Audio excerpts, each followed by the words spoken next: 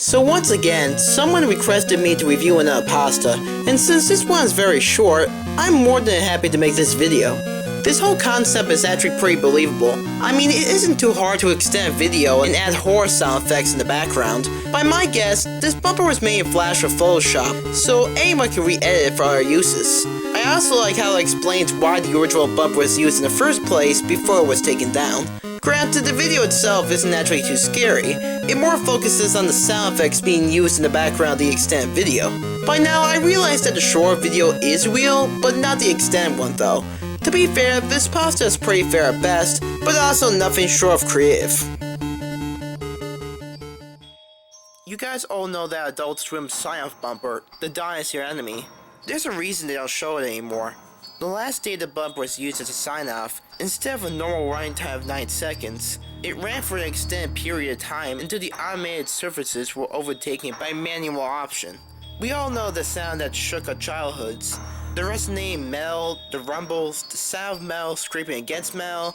Feel free to look it up if you're a bit rusty. Now, when the audio cut, it doesn't sound complete. It's not finished, not over. The producers of Adult Swim and Cartoon Network were purposely cutting off the rest of the sound, and for good reason. The rest that followed was the exact reason you will never see this bumper again on the air.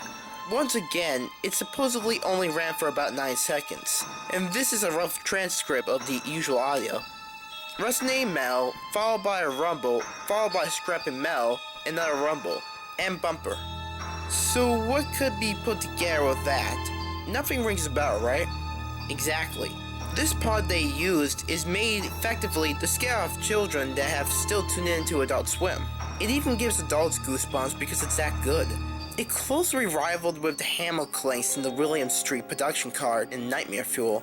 Getting back on topic, usually a Cartoon Network employee would enter the control room left by an Adult Swim crew member and take over for the day. It wasn't quite the case that day, however. The usual man scheduled to cue the sign-on and such programming for Cartoon Network for some reason did not stop the day's schedule. No one knows if he did this purposely and whether or not his contract was terminated. That was the least of problems Cartoon Network had at the time. What followed was the common 9 seconds was an extended 2-minute broadcast of some of the most horrifying audio ever heard on public television. The metal continued to resonate and the scrapping continued. Slowly, an uncontrollable sobbing came clearer. No one person was crying, but a multitude of people were screaming and yelling. As the metal scrapped, the screaming grew louder. Soon you could hear the slicing of flesh, the grinding of bones, the gushing of blood, the guttural death growls of people dying. All across the United States, millions of children and adults were being exposed to what sounded like a barbaric mess of murder.